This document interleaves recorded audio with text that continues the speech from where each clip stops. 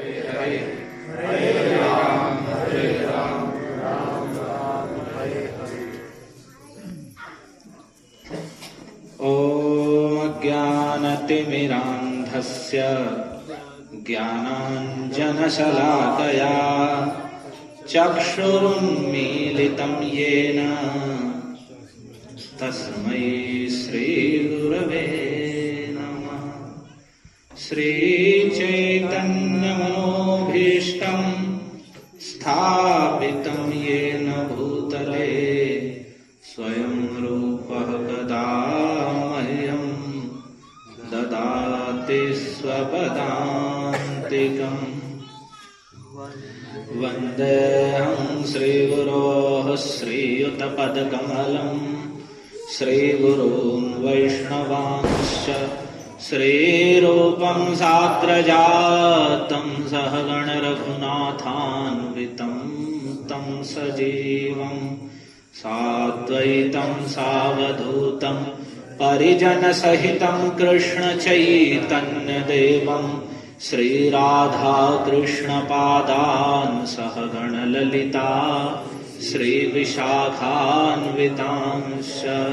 हे कृष्ण करुणा सिन्धो दीनबन्धो जगत्पते गोपेश गोपिका कान्त राधाकान्त नमोऽस्तुते। तप्त काञ्चन गौराङ्गी राधे वृन्दावनेश्वरी वृषभानुसुते देवी प्रणमामि हरिप्रिये।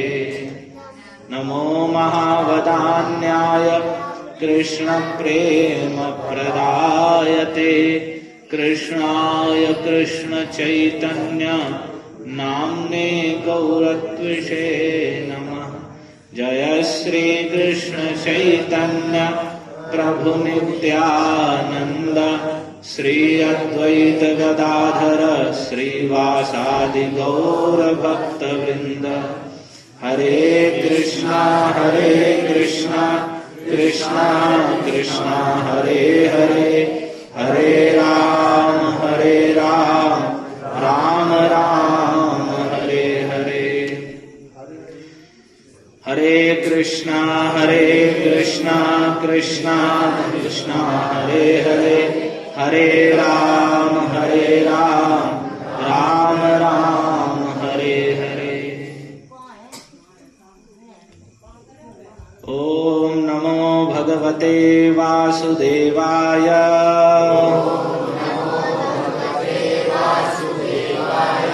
ओम नमो भगवते वासुदेवाय।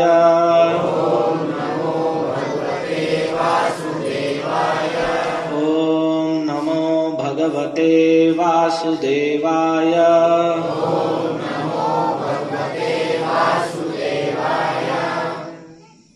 बहूनि सन्ति नामानि रूपाणि च सुतस्य ते गुणकर्मानुरूपाणि तान्यहं वेद नो जना। हरे कृष्ण।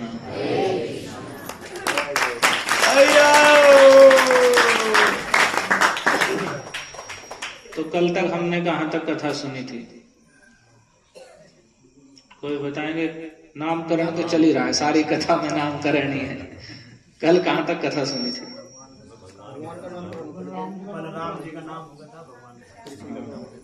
नामकरण कौन कर रहे हैं? कहाँ कर रहे हैं? नंद बाबा के घर में, उनकी गौशाला में छिप कर गुप्त रूप से कर रहे हैं, क्योंकि वे उनका नामकरण करने के लिए ही वहां पर आए थे। लेकिन नंद बाबा ने जब उनसे प्रार्थना की, बार बार सम्यक प्रार्थना की, तो वे पहले से ही आए थे। तब उन्होंने एकांत में गौशाला में भगवान के नामकरण किए स्वस्ति वाचन पूर्वक। तो बलराम जी का नाम करा, रोहिणी के पुत्र हैं, रोहिणी नंदन हैं। और ये अपने सभी सुहृद जनों को आनंदित करेंगे, रमाने वाले होंगे, इसलिए इन्हें राम कहा जाएगा। राम नाम से कहे जाएंगे। और बलाधिक्यात बलम विदुः, और बल की अधिकता के कारण इनसे अधिक बल किसी में नहीं है, यही अनंत बल के एकमात्र आश्रय हैं, इसलिए इनको बल नाम से भी विद्वान लोग जानते हैं। और यदु नाम पृथक भावात संकर्षणम संत्युता, और ये यदुवंशियों में और आप में कोई भी भेद नहीं करेंगे, क्योंकि हरिवंश पुराण से श्री विश्वनाथ चक्रवर्ती एक श्लोक उद्धृत करते हुए कहते हैं, जिसमें बलराम जी ने गोपों से कहा कि सभी यदुवंशियों में आप सब मुझे अत्यंत प्रिय हैं, अतिशय प्रिय हैं। तो कि तुम में और वसुदेव आदि यदुवंशियों में कोई भेद नहीं रखेंगे, और परस्पर लोगों में भेद होने पर उन्हें खींच कर कर्षण करके एकत्रित करेंगे, मिलाएंगे, मेल मिलाप कराएंगे, इसलिए इनका नाम होगा संकर्षण। संकर्षण नाम से कहते हैं लोग इन्हें, विद्वान लोग वक्ष्यंती कहते हैं या कहेंगे। यही नाम जब भगवान ने योग माया को आदेश दिया, जब देवकी के 6 गर्भ जो उत्पन्न हुए और कंस ने उन्हें मार दिया, तो उसी समय भगवान ने देख करके कि जो सभी यदुवंशी हैं वे कंस के द्वारा अत्यधिक भयभीत हो रहे हैं, तो देवकी के गर्भ में 7वें गर्भ के रूप में यही अनंत शेष बलराम आए।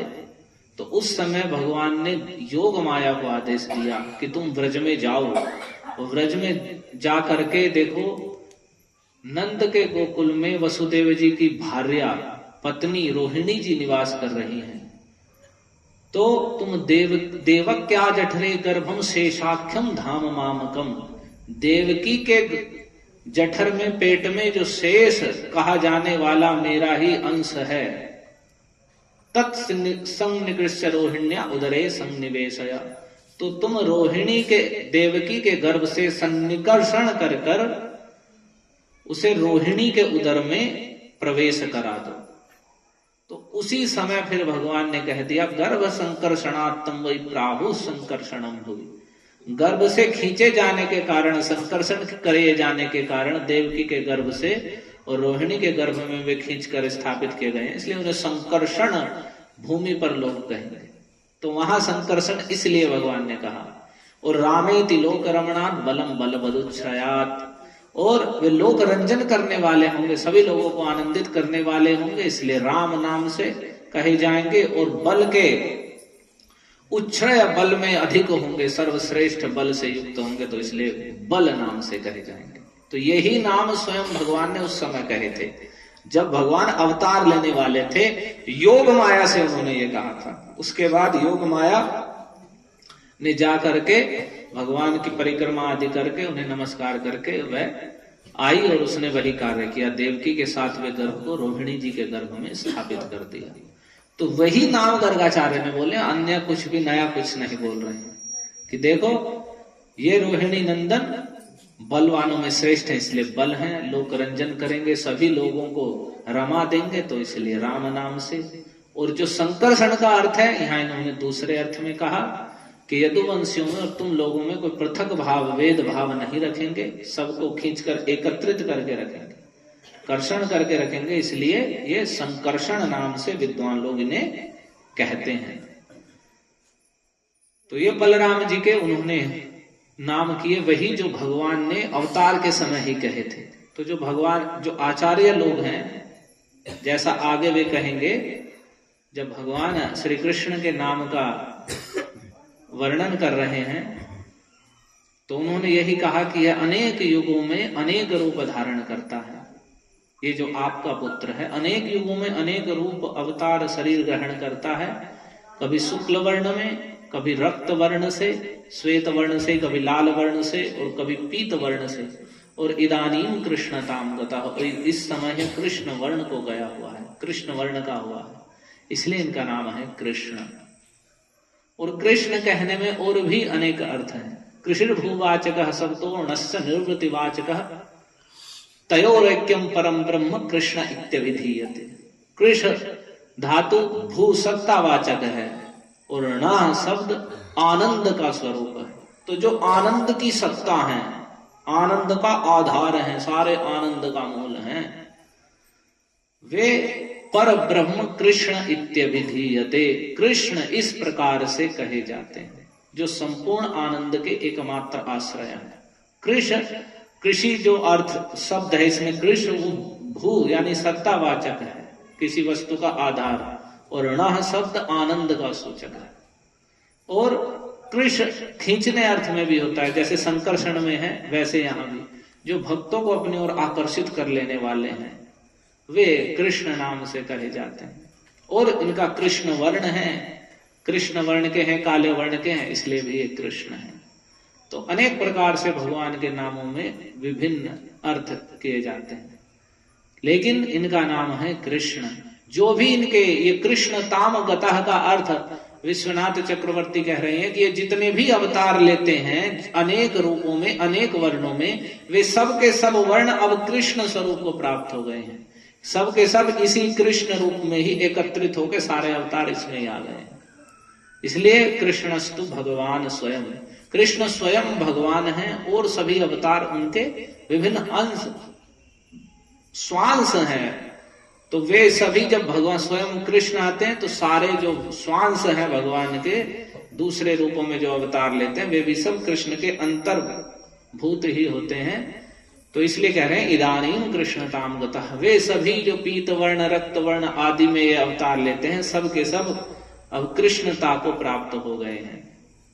और यह कृष्ण वर्ण का है, इनका नाम है कृष्ण। और फिर इन्होंने कहा कि पहले यह वसुदेव के यहां कभी जन्मा है आपका पुत्र, तो इसीलिए अभिज्ञ लोग इन्हें श्रीमान वासुदेव भी कहते हैं, जो अभिज्ञ हैं, इस बात को जानने वाले हैं, इस रहस्य को। तो यहां दो भाव व्यक्त कर रहे हैं कि एक तो नंद बाबा का स्नेह उनके प्रति ऐसे ही रहे, तो इसलिए कह रहे हैं तवात्मजः, ये तुम्हारा ही पुत्र है जो पहले कभी वसुदेव के यहां जन्मा है।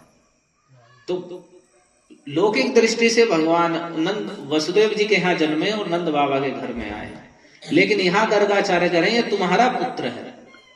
तो एक तो ये सामान्य भाव में तो कि जिससे नंद का जो स्नेह है कृष्ण के प्रति वह कम ना हो, इन्हें यही रहे कि हाँ मेरा पुत्र है। और दूसरा वास्तविक अर्थ कर रहे हैं कि वास्तव में ये नंद नंदन ही तुम्हारा ही पुत्र है, वास्तव में इसका नित्य स्वरूप है कि ये तुम्हारा ही पुत्र है, लेकिन किसी कारणवश किसी उद्देश्य से ये वसुदेव के यहाँ भी इसने अवतार ग्रहण किया है, लेकिन इसका नित्य स्वरूप है ये तुम्हारा ही पुत्र है, नंद नंदन ही है। तो तुम्हारा पुत्र है, लेकिन किसी कारणवश किसी समय यह वसुदेव के यहाँ जन्मा है। तो अभिज्ञ लोग, जो विद्वान लोग हैं, इस रहस्य को जानने वाले, वे इन्हें श्रीमान वासुदेव इस नाम से भी कहते हैं। और ऐसा कह के उन्होंने कहा ये दो नाम भगवान के उनके मुख से प्रकट हुए कि श्रीमान वासुदेव और कृष्ण। बहुनी संति नामानि रूपाणि च सुतस्य ते। तो अब गर्गाचार्य ने सोचा ऐसे तो कितने नामों का मैं वर्णन करूं, तो इतना कह करके वासुदेव और कृष्ण नाम को कह करके उन्होंने कह दिया बहुनी संति नामानि रूपाणि च सुतस्य ते, तुम्हारे पुत्र के, फिर यही बार बार शब्द कह रहे हैं कि तुम्हारा पुत्र है, तुम्हारे पुत्र के बहुत से नाम हैं। ये शब्दों का बड़ा विचार होता है जब भागवत के जो अर्थ और व्याख्या होती है, क्योंकि एक भी अक्षर, एक भी शब्द व्यर्थ नहीं है, एक मात्रा भी व्यर्थ नहीं है जो भागवत में वर्णित है, क्योंकि सर्व वेद इतिहासानाम सारम सारम समुद्रतम, ये सारे वेद इतिहास पुराण का सार स्वरूप है। तो एक भी शब्द, एक भी अक्षर है जो वे बोल रहे हैं वो सिद्धांत सार है। तो पहले ही कह दिया ये रोहिणी पुत्र है, देखते हुए रोहिणी का पुत्र है, इसके ये नाम है। और यहां बार बार कहे तुम्हारा पुत्र है, तुम्हारा पुत्र है। पहले श्लोक में क्या कहा तवात्मजः, फिर दोबारा करें तुम्हारे पुत्र के बहुत सारे रूप हैं और बहुत सारे नाम हैं। बहुनी संति, बहुत सारे, 1 2 3 4 नहीं, बहुत अनंत हैं। कैसे है? गुण कर्मानुरूपाणी, जो इसके दिव्य अलौकिक गुणों के अनुसार और इसके जो कर्म हैं, अलौकिक दिव्य लीलाएं हैं, उनके अनुसार वे इसके नाम हैं।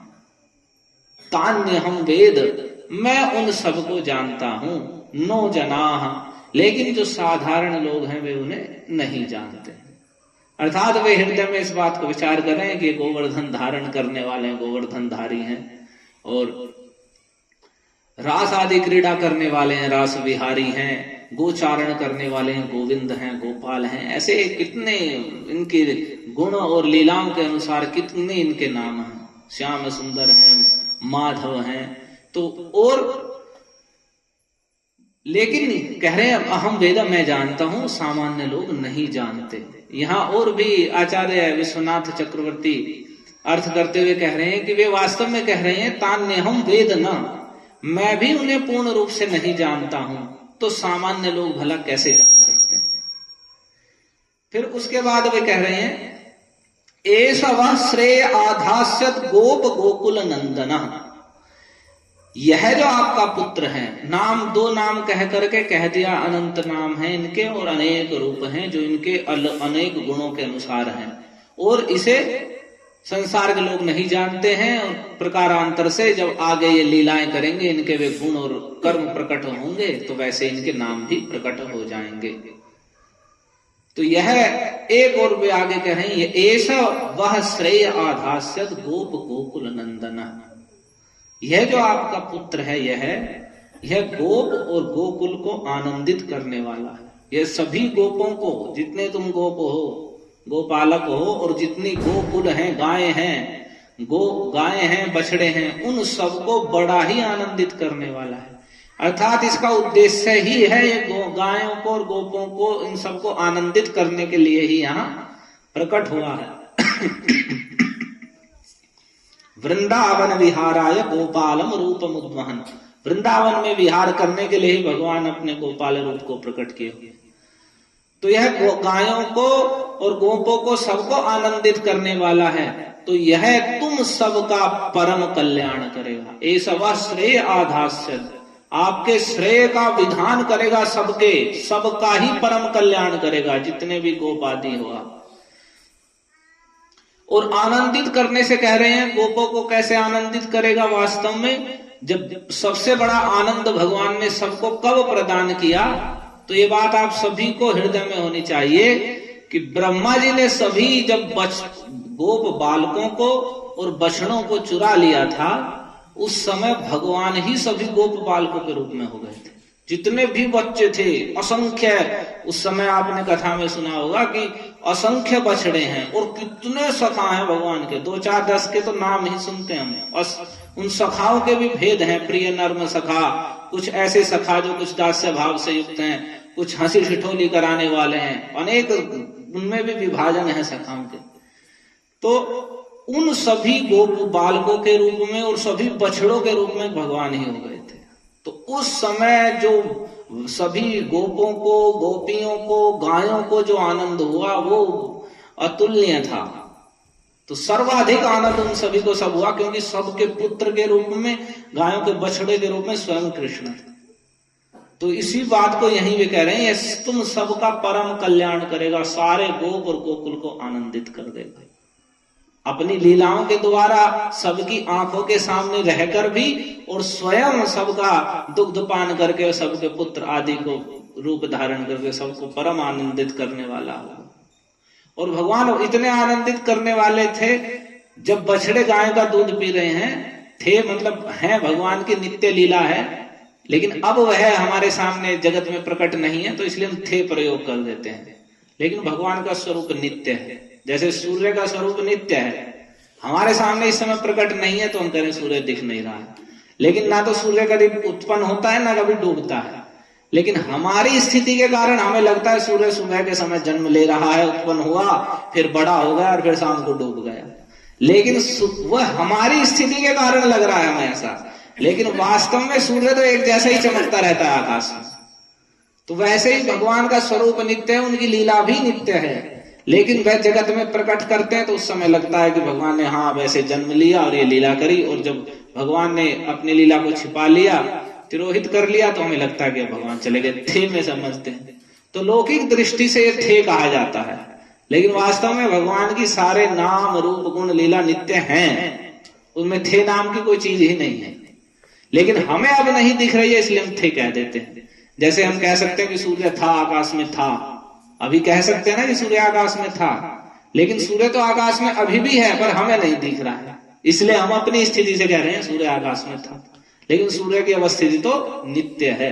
वैसे भगवान की लीला नित्य है, वह कभी यहाँ इस ब्रह्मांड में प्रकट होती है, तो कभी किसी दूसरे ब्रह्मांड में प्रकट होती है।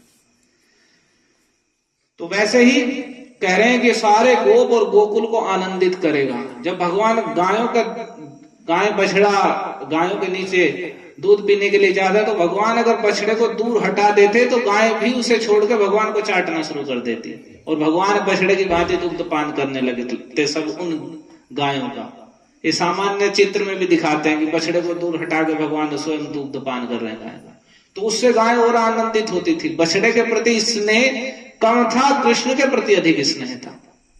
तो उसी स्नेह को पूरा करने के लिए भगवान ने वो ब्रह्मा जी के द्वारा उन्हें बछड़ों को और गोप बालकों को वहां से उन्होंने चोरी कर लिया था, या उन्हें अप्रकट कर दिया था, और स्वयं सबके पुत्र और गोप बालकों के रूप में और बछड़ों के रूप में होकर सभी को आनंदित किया था। और फिर उन्होंने कहा अनेन सर्व दुर्गाणी यूयमंजस्तरिष्य था, कि देखो ये सबको आनंदित करेगा, सबका परम कल्याण करेगा, और जितने भी दुर्ग जितने भी कष्ट तुम सब पर आएंगे, तो इसके द्वारा तुम सभी लोग आसानी से अनायासी उन कष्टों को, उन विपत्तियों को पार कर जाओगे। इसके प्रभाव से, इसके साथ में होने के कारण बड़ी बड़ी विपत्तियां आएंगी, यहाँ पे सूचित करें, लेकिन वे सब के सब सरलता से आप कर जाओगे। क्योंकि अब देखिए इंद्र ने इतनी भारी वर्षा कर दी पूरे गोकुल का विनाश करने के लिए, उससे बड़ा क्या हो सकता है विपत्ति, कि मूसल जैसी वर्षा, खंबे जैसी मोटी मोटी धाराएं गिरी थी, ऐसा झंझावात चल रहा था, थोड़ी देर में एक कोना कोना जल से भर, क्या ऊंचा नीचा कुछ पता नहीं चला, क्रोध में आकर के सारे ब्रज को नष्ट कर देना। लेकिन खेल खेल में भगवान ने गोवर्धन धारण कर लिया और सबके कष्ट को अनायास ही हर लिया। सब 7 दिन तक प्रसन्न चित्त रहे, बल्कि गोवर्धन के नीचे अनेक उत्सव मनाए जा रहे हैं, सब आनंदित हैं। और वहां इंद्र का जो घमंड था वह भी भगवान ने दूर कर दिया। तो उन्हीं बातों को लक्षित करते हुए गर्गाचार्य ने कहा कि इसके साथ में रहने से तुम सभी लोग सारी विपत्तियों को खेल खेल में ही पार कर जाओगे। कितनी बार आग लग गई, एक बार सभी ब्रजवासी सोए हुए थे, कालिय दमन के बाद वृंदावन में दावानल कुंड है, तो आग लग गई अचानक, सभी वन में ही ऐसे ही सो गए थे। तो चारों ओर से जब आग लग गई तो उस समय सभी घिर गए उस अग्नि से, कैसे बचेंगे? तो भगवान का उन्होंने कृष्ण को ही पुकारा, तो भगवान ने मुंह खोल के आग को ही पी लिया। क्योंकि अग्नि का जो प्रादुर्भाव हुआ है, मुखाद अग्नि रजायता, वेद में कहा गया है कि भगवान के मुख से अग्नि प्रकट हुई है। तो भगवान ने उस अग्नि को जो बाहर थी, उस अग्नि को फिर अपने मुख में ले लिया। तो ऐसी बड़ी बड़ी विपत्तियां सब के सब भगवान के साथ में रहने से कि तुम सब लोग सहज ही में तर जाओगे। और ऐसा ही नहीं कह रहे, पुराणेन व्रजपते साधवो दस्यु पीडिता अराजके रक्षमाना जिज्ञुर्दस्युन समेधिता, कि ऐसा ही नहीं है अभी के समय, पहले भी एक समय पृथ्वी पर कोई राजा नहीं रह गया था। हे व्रजपति नंद महाराज, कोई भी राजा नहीं रह गया था, और सारी प्रजा डाकुओं और चोरों की लूट खसोट से बड़ी पीड़ित हो रही थी। उन्होंने बड़ा उत्पात मचा रखा था, लूट खसोट कर रखी थी पूरी पृथ्वी पर। तो उस समय इसी ने, तुम्हारे इसी पुत्र ने सज्जनों की रक्षा की, और इससे बल पा करके जिज्ञुर दस्युन समेधिता, इससे बल पा करके उन सत्पुरुषों ने उन सब असुरों पर और जो दस्यु लुटेरे थे उन सब पर विजय प्राप्त की। तो ये भगवान के पृथु अवतार को भी सूचित करता है। भगवान ने पृथु रूप में अवतार लिया है। तो उस समय पृथ्वी का कोई राजा नहीं रह गया था। जो वेन था उसका ऋषियों ने, वह दुष्ट हो गया था, उसे अपने हुंकार से ही उसे मार दिया था। तो कोई राजा ना रहने के कारण इतने लुटेरे हो गए थे, पूरी पृथ्वी पर उत्पात होने लगा था। तब फिर भगवान उस वेन का शरीर मथने से ही पहले निषाद की उत्पत्ति हुई, और फिर भगवान पृथु महाराज प्रकट हुए, वे भगवान के ही कला अवतार थे। तो उन्होंने फिर पृथ्वी का भी दोहन किया, सारे खनिज पृथ्वी ने छिपा लिए थे अपने भीतर, वे सब उन्होंने प्रकट कराए और उन्होंने पृथ्वी को नगर और ग्राम आदि के रूप में फिर पृथु महाराज ने बसाया। तो उसी बात को कह रहे हैं कि जब डाकू लुटेरे से सभी साधु जन पीड़ित हो गए थे, उस समय इसी ने उनकी रक्षा की थी और इसके बल से ही वे सब जीत गए थे।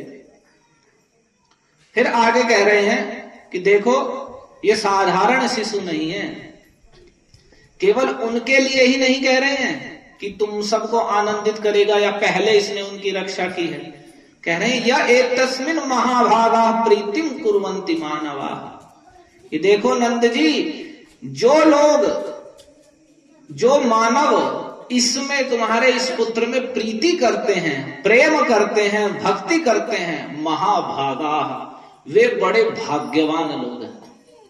सामान्य भाग्य वाले लोग भगवान के कृष्ण से प्रीति नहीं करते, करे महाभाग्यवान लोग ही तुम्हारे इस बालक से प्रेम करते हैं।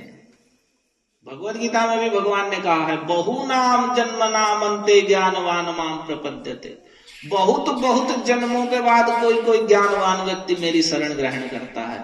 और वासुदेव सर्वमिति स महात्मा सुदुर्लभ, और भगवान वासुदेव श्री कृष्ण ही सब कुछ हैं, ऐसा जानने और समझने वाला महात्मा अत्यंत दुर्लभ है। वह महात्मा है और अत्यंत दुर्लभ है कि कृष्ण ही सब कुछ है, जिसने हृदय में जान लिया है। तो इसलिए कह रहे हैं महाभागा, जो बड़े भाग्यवान लोग हैं वे इसमें प्रीति करते हैं। और जो महाभाग्यवान लोग इसमें प्रीति करते हैं, नारयो भी भवन्ति तान विष्णु पक्षा निवासुरा, जैसे देवता लोग भगवान विष्णु के आश्रम में रहते हैं और असुर लोग उन्हें कभी पराजित नहीं कर पाते, ठीक वैसे ही जो इससे प्रीति करते हैं या करेंगे वे बड़े भाग्यवान व्यक्तियों को कोई भी बाहर के शत्रु या भीतर के शत्रु कभी भी पराजित नहीं कर सकते। यहां उन्हें भी कह रहे हैं कि आप सब इससे प्रीति करेंगे तो बाहर के कंस आदि शत्रु और भीतर के काम क्रोध आदि शत्रु भी आप सभी को परास्त नहीं कर सकते।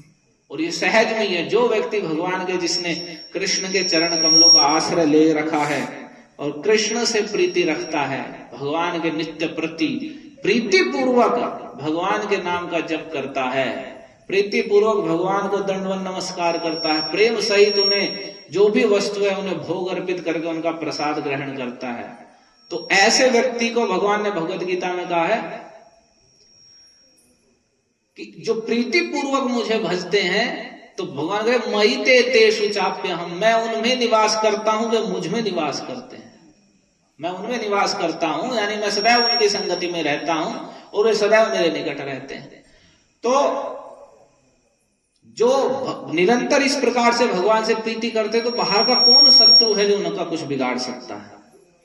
कोई भी कुछ नहीं बिगाड़ सकता जिनका कृष्ण से प्रेम है। जिसके राखे कृष्ण मारे के, जिसके कृष्ण रक्षक है, उसका कौन कुछ बिगाड़ सकता है? अब ये सभी ब्रजवासियों के रक्षक कृष्ण हैं, वसुदेव देवकी के रक्षक कृष्ण है, तो कंस जो कि महाबलवान है और भी कितने असुर उसने भेजे, तो क्या वे कुछ बिगाड़ सके? नहीं बिगाड़ सके।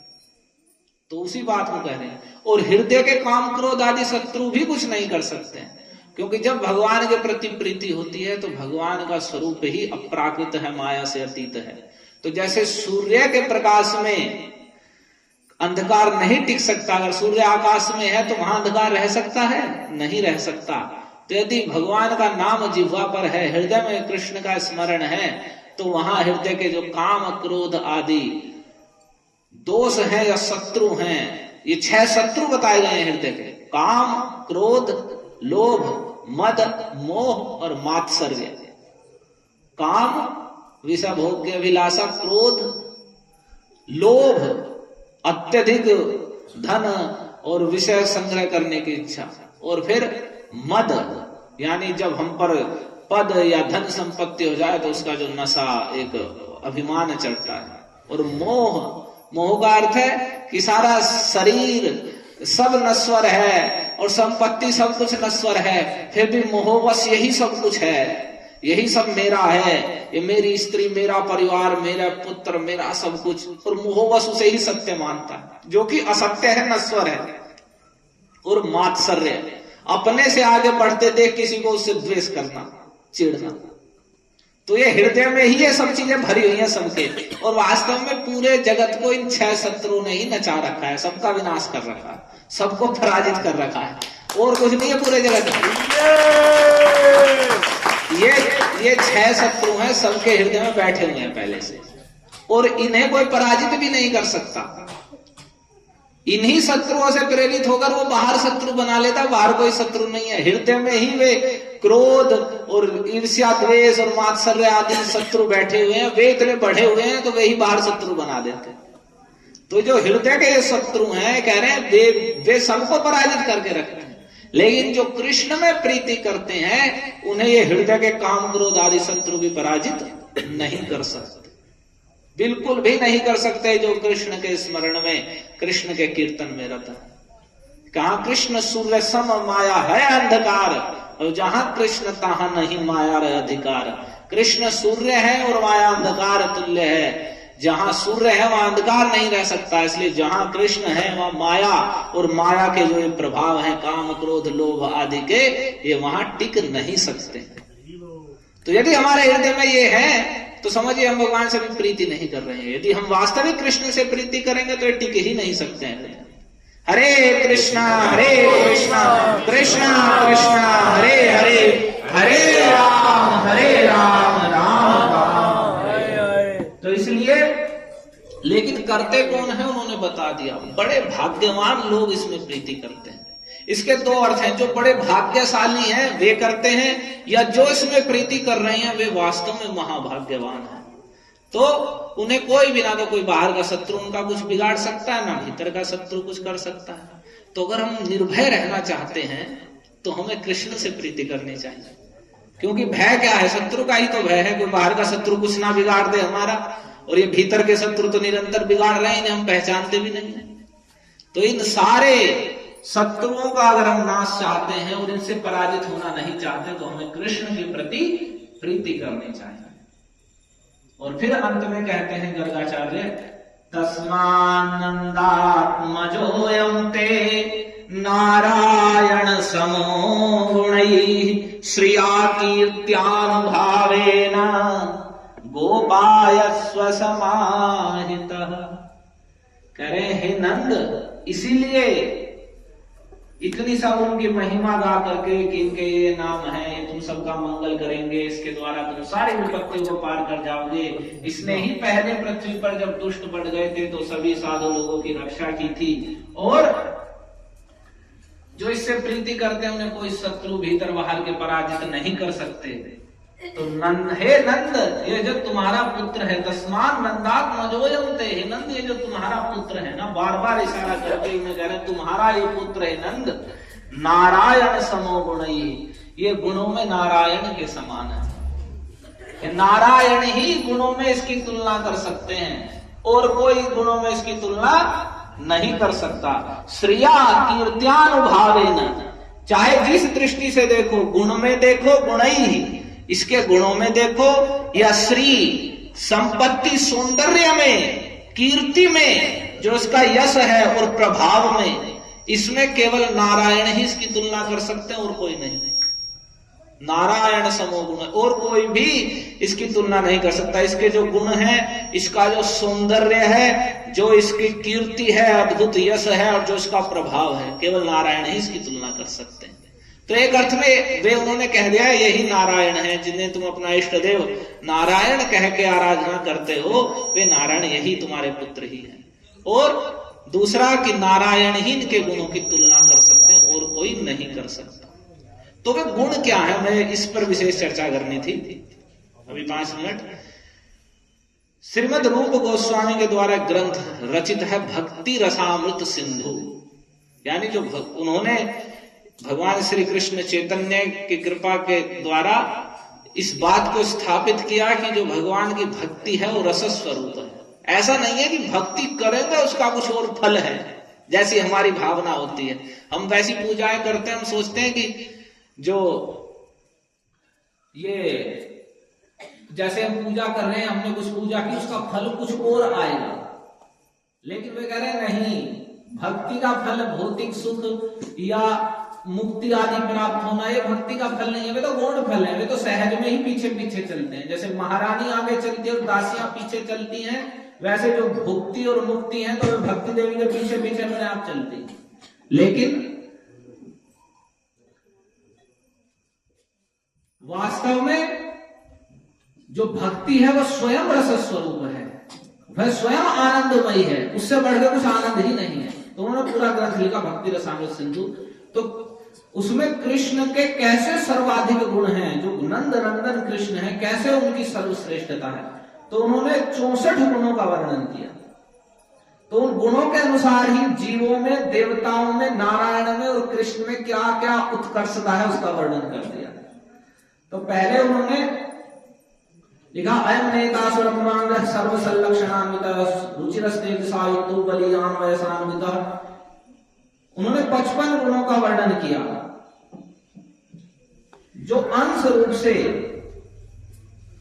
सभी जीवों में अंश रूप से पाए जाते हैं, और शिव आदि देवताओं में अधिक, उनसे अधिक मात्रा में पाए जाते हैं। 50 गुण कैसे कैसे हैं उनके नाम बता रहा हूं मैं। अति मनोहर अंग, सर्व सुलक्षणों से युक्त, सुंदर, महातेजस्वी, बलवान, किशोर वयस से युक्त, विविध अद्भुत भाषा के जानकार, सत्यवादी, मृदुभाषी, बोलने में चतुर, बुद्धिमान, सुपंडित, प्रतिभाशाली, विदग्ध, चतुर, निपुण, कृतज्ञ, सुदृढ़ व्रत, देश काल पात्र को पूर्ण रूप से जानने वाले, शास्त्र की दृष्टि से संपन्न, पवित्र, जितेंद्रिय, स्थिर, संयमी, क्षमाशील, गंभीर, धीर, सम, वदान्य, धार्मिक, सूर, करुण, दूसरों को मान देने वाले, दक्षिण यानी अनुकूल, विनयी, लज्जा से युक्त, शरण में आए हुए का पालन करने वाले,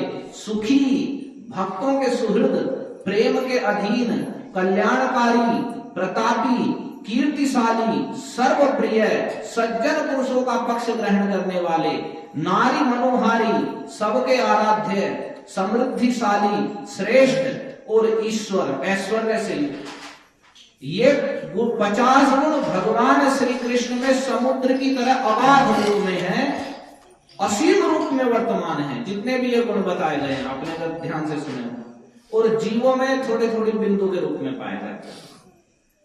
और श्री कृष्ण के अन्य भी 5 गुण हैं जो ब्रह्मा आदि देवताओं में वर्तमान है। ये जो 50 गुण बताए गए हैं ये भगवान में तो पूर्ण रूप से असीम मात्रा में है, जीवों में बिंदु बिंदु रूप में है, और देवताओं में, शिव ब्रह्मा आदि देवताओं में अधिक मात्रा में है। और भी 5 गुण हैं जो जीवों में नहीं पाए जाते, शिव आदि देवताओं में पाए जाते हैं। वे क्या हैं? सदा स्वरूप में स्थिति, सर्वज्ञ, नित्य नवीन, सच्चिदानंद घनीभूत और सर्व सिद्धियों से सेवित। ये जो 5 गुण हैं ये देवताओं में भी बिंदु बिंदु रूप में होते हैं, यानी 50 गुण देवताओं में अधिक रूप में जो पहले बताए, और जीवों में बिंदु बिंदु रूप में, और कृष्ण में परिपूर्ण असीम मात्रा में। और अगले जो ये 5 गुण हैं सदा स्वरूप में स्थिति, सर्वज्ञ आदि और नित्य नवीन, ये देवताओं में बिंदु बिंदु रूप में होते हैं। और फिर इन 55 गुणों से आगे 5 गुण और हैं, वे देवताओं में नहीं पाए जाते, वे केवल भगवान नारायण में ही पाए जाते हैं। और वे क्या 5 गुण हैं? अचिंत्य शक्तिशाली, कोटि ब्रह्मांड विग्रहत्व, जिनके शरीर में ही अनेक करोड़ ब्रह्मांड विराजते हैं, जिनकी अचिंत्य शक्ति है, और सारे अवतारों के बीज हैं, जो शत्रुओं को भी मारने पर सदगति देने वाले हैं, और जो आत्मा राम अपने आप में ही रमने वाले जो महात्मा जन हैं उन्हें भी आकर्षित कर लेने वाले हैं। ये 5 गुण ब्रह्मा और शिव में भी नहीं होते, परंतु ये भगवान श्री कृष्ण में पूर्ण रूप से विद्यमान होते हैं, और भगवान के नारायण रूप में भी ये पूर्ण रूप से विद्यमान होते हैं। ये अब तक जो 60 गुण बताए हैं, जो ये अभी 5 बताए हैं, अचिंत्य शक्तिशाली, वो सारे अवतारों के बीच स्वरूप आत्मा राम जनों को भी आकर्षित करने वाले, तो ये नारायण में ही परिपूर्ण मात्रा में विद्यमान है। अन्य देवताओं में 5 गुण नहीं है, इसलिए नारायण का उन सबसे श्रेष्ठत्व है। अब और 5 गुण हैं जो नारायण में भी और भगवान के दूसरे रूप में भी नहीं रहते, केवल नंद नंदन में रहते हैं। 5 नहीं 4 गुण। वे क्या क्या 4 गुण हैं? सर्वाधिक चमत्कार पूर्ण लीला माधुरी, जो उनकी लीला की मधुरता है वह सबसे अधिक चमत्कार से युक्त है। कि वे छोटे से बालक हैं, खेल भी रहे हैं, और थोड़ी सी देर में उन्होंने पूतना का वध कर दिया या तृणावर्त का वध कर दिया। ऐसी मधुरता है उनकी लीला में जो सबसे अधिक चमत्कार पूर्ण है। तो उनकी लीला माधुरी, लीला की मधुरता, प्रेम माधुरी, प्रेम की मधुरता, रूप माधुरी, उनका जो रूप सौंदर्य है, और वेणु माधुरी, बंसी बजाने की जो मधुरता है, ये केवल नंद नंदन कृष्ण में है, भगवान के नारायण आदि दूसरे रूपों में भी नहीं है। इसलिए जो कृष्ण है वो कृष्ण की स्वयं भगवत्ता है। तो यहां जो कहें नारायण समो गुणई, केवल नारायण ही इसके गुणों में या इसके कुछ सौंदर्य में, कीर्ति में या प्रभाव में नारायण ही इसकी समानता कर सकते हैं, अन्य कोई नहीं कर सकता। वो भी समानता इतनी ही कर सकते हैं उन 60 गुणों तक। जो 4 गुण विशेष हैं उनके, वेणु माधुरी, प्रेम माधुरी, लीला माधुरी और रूप माधुरी, ये तो केवल नंद नंदन कृष्ण में ही है, अन्य किसी में नहीं है। इसलिए कृष्ण की स्वयं भगवत्ता है। और अन्य सभी भगवान के अवतारों का भी कृष्ण के साथ, जब कल एक भक्त पूछ रहे थे कि आपने कह दिया कृष्ण नाम की सर्वश्रेष्ठता है, तो वे पूछ रहे थे तो भगवान के नामों में क्या भेद हो गया? तो नहीं, जैसे कृष्ण के रूप की और कृष्ण की लीला की सर्वश्रेष्ठता है, तो वैसे ही भगवान के अन्य नामों की अपेक्षा कृष्ण नाम की सर्वश्रेष्ठता है। नाम नाम मुख्यतम नाम। तो ये 64 गुण होने का कारण जो कृष्ण की स्वयं भगवत्ता और सब वे परमेश्वर है, उनसे बढ़कर कोई नहीं है, उनकी तुलना में भी कोई नहीं हो सकता, वे उन्हें बताते हैं। तो ये 64 गुणों से युक्त कृष्ण स्वयं भगवान है। और विपश्चित लोगों के द्वारा, जो परम बुद्धिमान है, उनके द्वारा वे ही नित्य आराधित होते हैं। तो ये इन गुणों के द्वारा हम जीवों से देवताओं की श्रेष्ठता, देवताओं से नारायण की श्रेष्ठता और नारायण रूप की अपेक्षा भी नंद नंदन कृष्ण की श्रेष्ठता को जान सकते हैं। तो उन्होंने इन्हीं नंद महाराज को ये कह दिया कि देखो नारायण ही गुणों में इनकी तुलना कर सकते हैं, इनके प्रभाव में और कीर्ति में, इसलिए गोपायस्व समाजता। परंतु तुम अभी ये शिशु हैं या बालक हैं, तुम एकाग्र चित्त होके तत्परता से, पूरी सावधानी से इनकी रक्षा करो, इन्हें बचा कर रखो, इनकी रक्षा करो, क्योंकि ये बड़े होंगे तो तुम्हें बताया सब प्रकार से तुम इनसे सारी विपत्तियों को अनायास ही तर जाओगे। तो इसके द्वारा उन्होंने ये भी कह दिया कि तुम्हारे इष्ट देव जो नारायण हैं वे ही इनके गुणों में तुलना कर सकते हैं। तो इतना बहु बड़ा मूल्यवान और महारत्न स्वरूप तुम्हें एक पुत्र प्राप्त हुआ है, तो पूरे एकाग्र चित्त होकर के तुम तत्परता से सावधानी से इसकी रक्षा करो। अर्थात अपना पूरा ध्यान, उन्होंने कह दिया कि अपना पूरा ध्यान सब ओर से खींच करके केवल इसमें ही लगाओ, ऐसे इसमें ही लगाओ, यही सब कुछ है। तो इस प्रकार से उन्होंने नंद बाबा को भली भांति समझाकर आदेश देकर के समझाया पहले, और फिर आदेश दिया कि भली भांति इसकी रक्षा करोगे एकाग्रचित होकर के। और गर्गाचार्य अपने आश्रम को चले गए। तो नंदा प्रमुदितो में आत्मानम पूर्णवासिसाम, जब नंद महाराज ने वे कहकर चले गए तो नंद महाराज प्रमुदित, अत्यंत आनंद से युक्त हो गए, और उन्होंने ऐसा समझा कि मेरी जितनी आशाएं लालसाएं थी वे सब पूरी हो गई आज तो, और मैं कृतकृत्य हो गया। हरे कृष्णा कृष्णा कृष्णा हरे हरे, हरे राम